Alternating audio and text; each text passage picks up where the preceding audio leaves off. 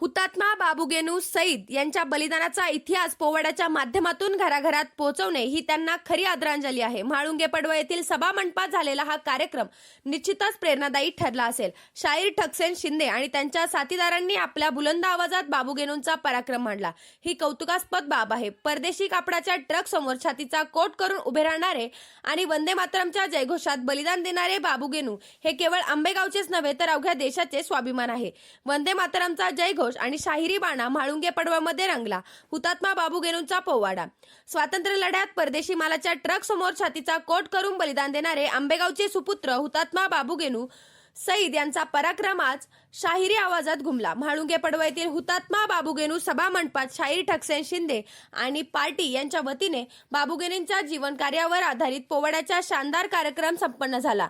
आंबेगाव तालुक्याचे सुपुत्र आणि देशाचा अभिमान असलेल्या हुतात्मा बाबूगेनू सईद यांचे कार्य नव्या पिढीपर्यंत पोहोचवावे या उद्देशाने या कार्यक्रमाचे आयोजन सूरदास डोके यांच्या पुढाकाराने करण्यात आले होते.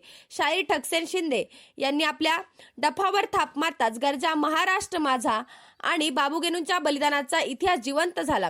कार्यक्रमातील प्रमुख उपस्थिती यावेळी गावातील अनेक मान्यवर आणि ग्रामस्थ मोठ्या संख्येने उपस्थित होते.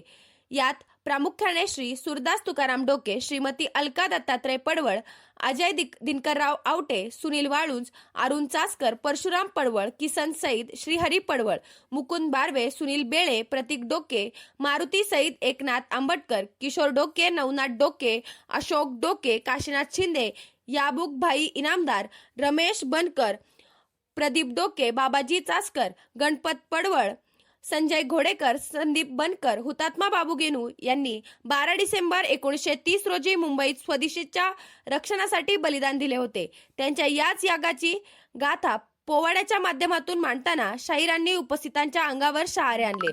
देशाचा अभिमान, बाबूगेनू महान अशा घोषणांनी परिसर दणाणून गेला होता. कार्यक्रमाच्या शेवटी उपस्थित ग्रामस्थांनी हुतात्मा बाबूगेनू यांच्या स्मरणास अभिवादन केले. अशा कार्यक्रमामुळे स्थानिक सुपुत्रांचा इतिहास जागतिक स्तरावर पोहोचवण्यास मदत होईल असा विश्वास उपस्थितांनी व्यक्त केला.